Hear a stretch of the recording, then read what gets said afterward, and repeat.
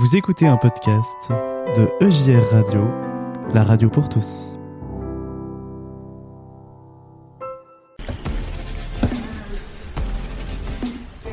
Le grand témoin du mois sur EJR Radio. Tous les mois, nous recevons un grand témoin du mois. Nous vous en avez habitué maintenant sur EJR Radio. Et aujourd'hui, pour ce mois de février, nous allons recevoir le professeur Georges Nouvet, spécialiste en pneumologie. Mais je pense que, comme je le dis toujours sur la radio, la meilleure façon de se présenter, c'est par soi-même. Donc Georges, bonjour déjà. Bonjour. Je vous laisse vous présenter à nos jeunes auditeurs. Donc je m'appelle Georges Nouvet. Je suis ancien pneumologue parce que je suis à la retraite maintenant. Et j'ai été professeur de pneumologie à la faculté de médecine de Rouen. J'ai été responsable du service de pneumologie du CHU pendant de très nombreuses années, 30 ou 40 ans. Et maintenant, je suis à la retraite et je m'occupe de la promotion du comité contre les maladies respiratoires, du comité normand contre les maladies respiratoires, dont je suis président. Et à ce titre, je continue à faire des actions dans le domaine de la santé respiratoire. Ok. Eh bien, on va revenir justement sur votre engagement. Nous, c'est ce qui nous intéresse quand on a un invité du mois, c'est de parler un peu de ses engagements dans la vie civile, dans la vie associative, culturelle. On va revenir sur votre engagement. Mais avant cela, j'avais une question. Vous avez parlé justement de votre longue carrière en tant que médecin. Je sais que dans nos auditeurs, on a des jeunes ou qui se posent leurs questions ou qui sont déjà en études pour devenir médecin ou travailler dans le monde médical. Est-ce que vous auriez un conseil, un message à donner à ces jeunes après avoir vécu cette carrière, peut-être avoir vécu aussi des grands changements dans la médecine? Vous auriez un message à passer à ces jeunes pour les encourager ou pour les motiver? J'ai un message parce que je mesure à quel point les études, notamment les études médicales, sont extrêmement difficiles et contraignantes, au moins au début des études médicales. Et au début, les étudiants en médecine ont l'impression qu'ils se sont engagés dans une voie qui ne fait pas une place assez importante à l'activité médicale. Il y a énormément d'apprentissage, de mémorisation. Et c'est un petit peu désespérant de temps en temps. Et ce qui est très important, c'est de leur dire qu'il faut absolument qu'ils s'accrochent, qu'ils persistent envers et contre tout, même si de temps en temps ils ont des doutes, parce que plus les études médicales avancent, plus ils vont percevoir l'intérêt de ce métier et l'apprécier. Donc ne jamais désespérer, jamais désespérer. C'est un beau message d'encouragement. Oui. Merci pour eux. Ne jamais désespérer, on va justement les motiver à continuer. Parce qu'on a besoin de médecins, on a besoin de personnes qui s'engagent. Il faut surtout pas les décourager. On en a un grand besoin, il ne faut pas les décourager. Alors, dans votre présentation, vous nous avez parlé justement de votre engagement sur tout ce qui est maladies respiratoires, tout ça. Est-ce que vous pouvez un peu nous expliquer un peu plus quel est votre engagement? Vous avez dit que vous étiez président d'une association, si je ne dis pas de bêtises. Oui. Vous pouvez un peu nous en parler? Alors, je suis président du comité normand contre les maladies respiratoires, qui est une association loi 1901 d'intérêt public et qui a pour but, qui a trois objectifs. Aider la recherche en transférant des fonds au niveau du comité national, qui, lui, se charge de gérer la recherche. Et puis, le deuxième but, c'est d'informer les populations sur les maladies respiratoires. Et informer notamment les populations les plus jeunes pour les mettre devant une réalité pneumologique, notamment en ce qui concerne le tabac. les informer sur les risques du tabac, sur les risques que font courir les allergies et sur les risques respiratoires d'une façon générale dans une région où la pollution n'est pas négligeable et où on a un taux de maladies respiratoires plutôt plus élevé que dans le reste de la France. En particulier, on a 14% de plus de bronchite chronique que dans un autre territoire que Strasbourg, par exemple. Ah ouais. Donc, manifestement, on est une région qui a fait énormément de progrès pour nous mettre à l'abri des grandes pollutions respiratoires, mais ces progrès, ils ne sont pas encore suffisants, et la pollution atmosphérique est quelque chose de très important à prendre en compte dans notre région. On insiste aussi notamment auprès des jeunes, mais auprès de toute la population, sur les risques de la pollution intérieure. Parce qu'on a longtemps cru que la seule pollution qui était préoccupante, c'était la pollution industrielle, la pollution des villes. Mmh. Mais en fait, on s'aperçoit qu'à l'intérieur des maisons, on est exposé à de nombreuses pollutions. Des pollutions liées au tabagisme en particulier, et puis des pollutions liées à tous les produits ménagers que l'on est amené à respirer, par exemple, toutes les tables modernes sont faites d'agglomérés, et ces agglomérés dégagent des gaz toxiques. À cause des cols. À cause des cols, notamment. Donc, tout ça, ça fait partie de la pollution intérieure qui est importante et qui justifie en particulier qu'on aère les maisons régulièrement, au moins 30 minutes chaque jour. Voilà, donc on fait cette information sur la santé respiratoire dans ce comité normand qui fait des manifestations tout au long de l'année. On fait des manifestations sur la bronchite chronique, des manifestations sur la maladie asthmatique. On intervient dans différentes collectivités pour inciter les gens à arrêter de fumer, qui est quand même un objectif majeur pour nous. Et puis le troisième point concernant notre activité, c'est que on peut venir en aide financièrement à des malades respiratoires qui ont des difficultés financières. On intervient dans la mesure de nos possibilités pour les aider le plus rapidement possible. D'accord. Du coup, j'avais des questions sur ces 3 points. Oui. Je vais pas revenir. Vous parliez d'aider financièrement sur la recherche auprès du national. Comment vous faites pour obtenir des finances ? Est-ce qu'il y a des événements où les gens peuvent participer à des événements qui rapportent de l'argent, ou est-ce que c'est par des dons ? C'est essentiellement par des dons. D'accord. Les événements sont intéressants pour qu'on puisse rencontrer beaucoup de gens. Mmh. Mais ça n'apporte rien, on ne fait pas de spectacle, on ne fait pas de choses comme ça. C'est ça. D'accord. Mais il y a des dons privés qui sont importants, qui nous permettent de vivre. D'accord. Ouais, il n'existe pas l'asthmaton ou je ne sais. Non, ça ne marche pas. L'asthmaton n'est pas créé, mais on pourrait peut-être en discuter tout à l'heure pour savoir. D'accord. Donc, pardon. Et les dons, est-ce qu'il y a un site où les gens peuvent aller s'ils veulent faire un don Oui. Alors, je ne vais pas la voir là. Ouais, mais on le mettra. Mais enfin,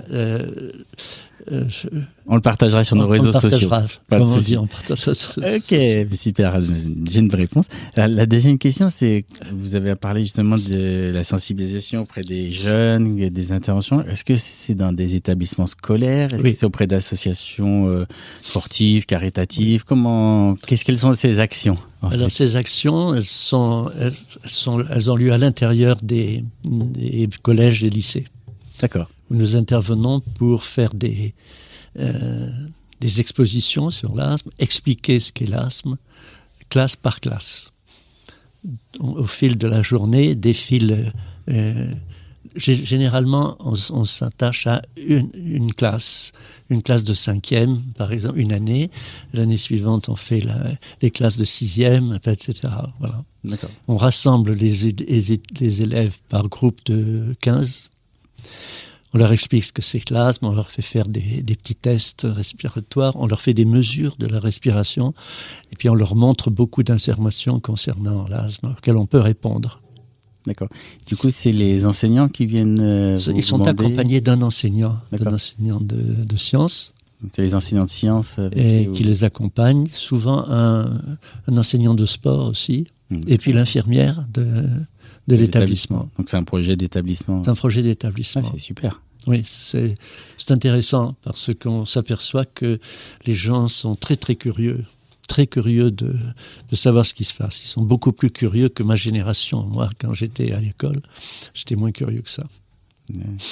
Alors, j'ai vu en cherchant un peu sur Internet que dans toutes les maladies pneumo-respiratoires, oui.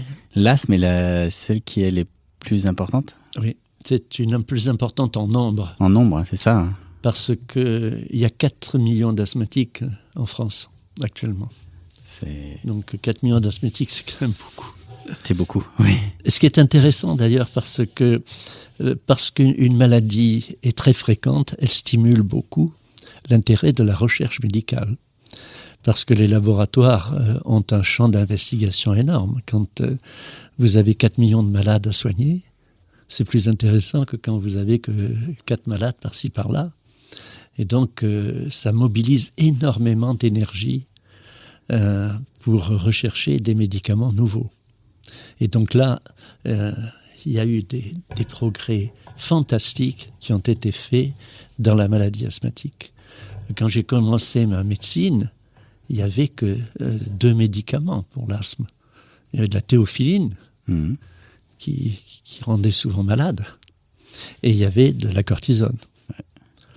Et depuis 30 ans, il y a eu une débauche de médicaments. Et j'ai tort de dire débauche parce que tous ces médicaments sont extrêmement utiles et ont transformé totalement la vie des asthmatiques. Il y avait des asthmatiques qui avaient des vies absolument infernales, gênés par l'obstacle respiratoire et qui avaient beaucoup de mal à avoir des vies normales.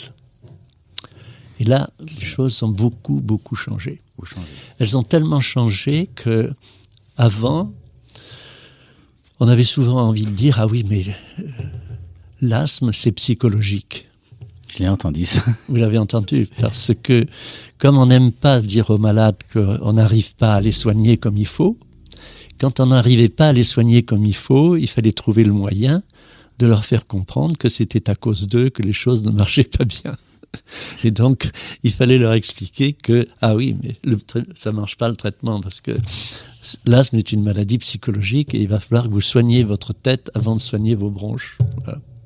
Et donc, ça a été une source de difficultés énormes, parce que on a souvent mis des étiquettes de malades psychologiques chez des asthmatiques qui étaient psychologiquement parfaitement sains. Et vous savez, ça a été la même raison pour laquelle on a dit que Proust n'était pas bien dans sa tête, parce que il était très très asthmatique, il se rendait la vie impossible avec de l'asthme. Donc là, on se trompait encore.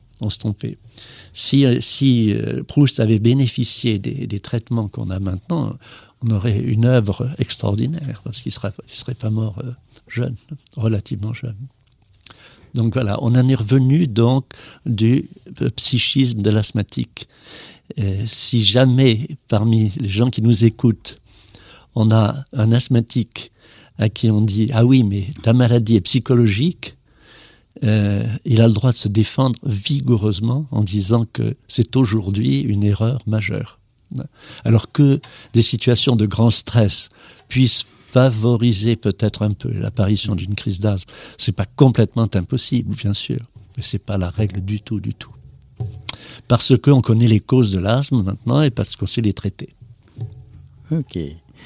Alors, est-ce qu'il y a des signes chez un jeune, par exemple, quelques signes qui peuvent alerter? Oui. Un jeune qui se dit tiens, c'est pas normal ça. Oui. Quels sont un peu les signes qui peuvent alerter et dire tiens, peut-être que j'aille voir un médecin, que j'en parle à mon médecin? Alors, les signes qui peuvent alerter, il y a un grand signe qui est la crise d'asthme.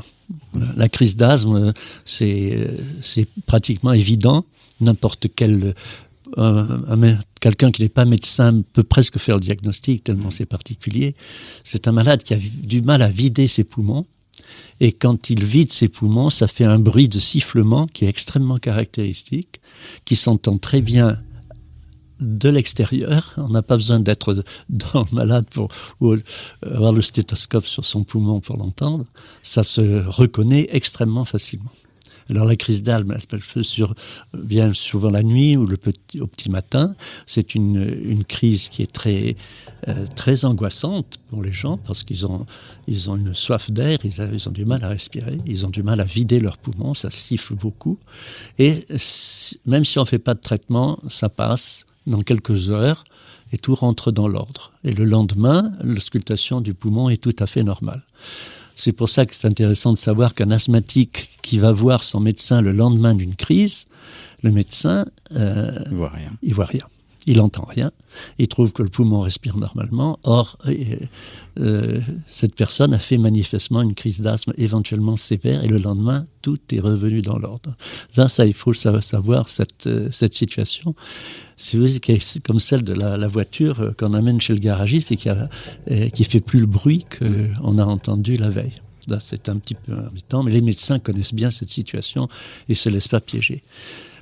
Donc c'est banal de dire qu'il y a des crises d'asthme, mais ce qui est plus intéressant, c'est de prévenir les gens que la toux n'est pas normale. C'est pas normal de tousser. Alors en période hivernale, quand les gens toussent, les côté des autres, on se dit ce sont des viroses respiratoires, mais de temps en temps, les gens peuvent avoir une toux très fréquente et qui dure pendant une saison entière, une année entière. Alors quand ils fument, malheureusement, ils disent « Ah oui, mais ça c'est le tabac ».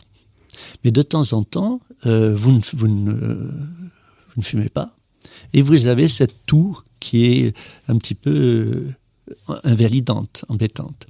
Donc il ne faut pas considérer qu'une toux est banale à partir du moment où elle se prolonge. Ça peut révéler parfaitement une maladie asthmatique. Il faut toujours y penser. Voilà. Ça, c'est une chose. Et le deuxième point, c'est au moment de l'effort, les asthmatiques sont de temps en temps obligés d'arrêter l'effort parce que ils ont commencé un effort, ils n'arrivent plus à le faire parce qu'ils sont essoufflés, ou bien à l'arrêt de l'effort, quelques minutes après l'arrêt de l'effort, ils déclenchent une crise d'asthme avec des sifflements. Alors ils mettent ça sur le compte de l'essoufflement de l'effort, mais parfois c'est pas l'essoufflement de l'effort, c'est l'essoufflement d'un asthme. Et ça c'est un piège, parce que de temps en temps on se dit « Ah oui, mais il a été gêné pour respirer, il a toussé un petit peu après l'effort, mais c'est rien, ça va se passer. » C'est vrai que ça se passe, mais ça se passerait encore mieux si on arrivait à démontrer que c'est un asthme. Et c'est pas difficile du tout, il suffit de faire un petit test respiratoire pour mesurer que la bronche est un peu rétrécie. D'accord.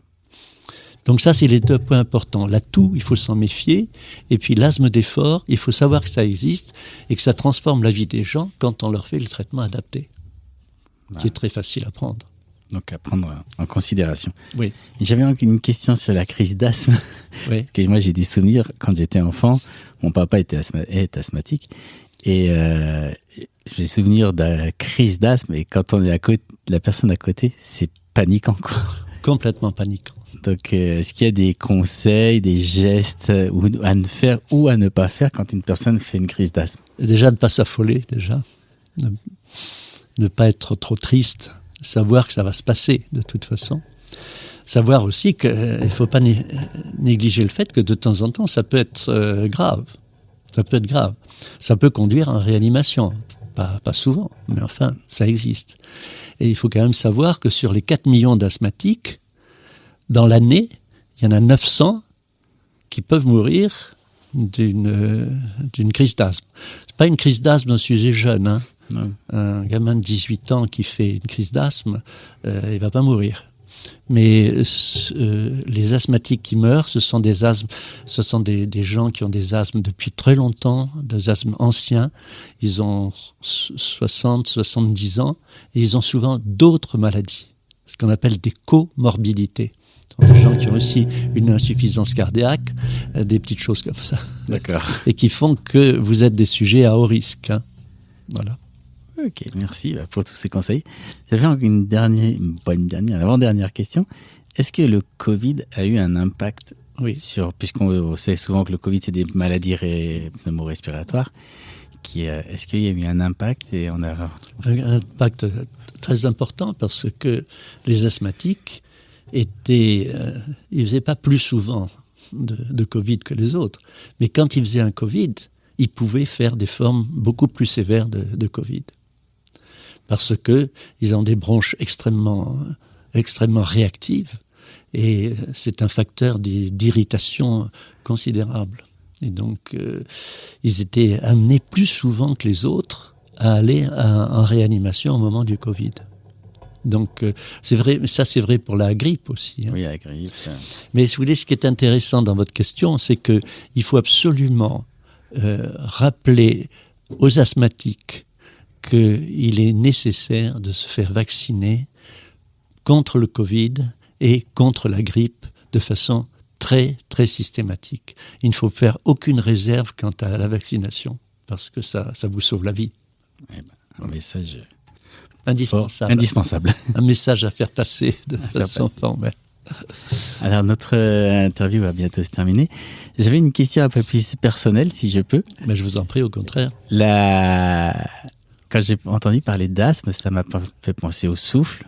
Nous, on est une radio protestante. Le souffle dans l'évangile, c'est dès les premiers textes, le souffle de vie. Oui. Est-ce que dans votre vie de médecin, ou aujourd'hui, la foi est quelque chose, ce côté de souffle, est une image qui est un parallèle qui vous parle? C'est un souffle de vie, oui, tout à fait. Moi, je pense que la foi peut transformer des choses et transformer la façon de vivre et notamment de vivre sa maladie. La foi peut aussi modifier le comportement des médecins vis-à-vis d'un malade. Avoir peut-être, bien que l'attention à l'autre, c'est une règle absolue de toute forme de médecine. On peut espérer que les médecins qui sont habités par une foi, peut-être puissent apporter une aide un peu plus lumineuse à leurs malades. C'est ce que j'espère. Je n'ai aucune étude scientifique n'a été faite là-dessus, mais on peut le supposer. Enfin, j'espère. J'aime beaucoup. Ça m'a beaucoup parlé, cette histoire de l'asthme, le souffle. Et le souffle de vie, c'est le souffle qui nous est donné, qui peut être en souffrance par moment. Oui, je trouve ça très beau. C'est sûr que ça fait plus travailler l'imagination que le rein. Oui. Donc, c'est vrai. Il y a le cœur et le poumon, c'est quand même deux choses qui sont très forts, particulièrement symboliques. Alors avant de nous quitter, on a une petite tradition souvent sur notre radio, c'est que on laisse un peu la parole libre à notre invité. Si vous avez un message à passer à nos auditeurs, un petit mot, quelque chose sur lequel vous voulez insister, c'est parole libre. Oui. La parole est à vous. Alors moi, ce qui me ferait plaisir, c'est que apparaissent dans les années à venir plus de bienveillance dans la vie quotidienne, qui me devient de plus en plus difficile, et j'ai l'impression qu'il suffirait peut-être de pas grand-chose pour que la vie de tous les jours devienne un tout petit peu plus souriante, qu'on ait moins besoin de médicaments pour la supporter. Voilà ce que je pourrais souhaiter. Un grand merci. Que la bienveillance devienne notre médicament. Voilà. Merci Georges d'avoir accepté notre invitation. Merci à toi. Et merci à vous. Bonne continuation dans votre action auprès des jeunes et de l'asthme. Merci. Merci.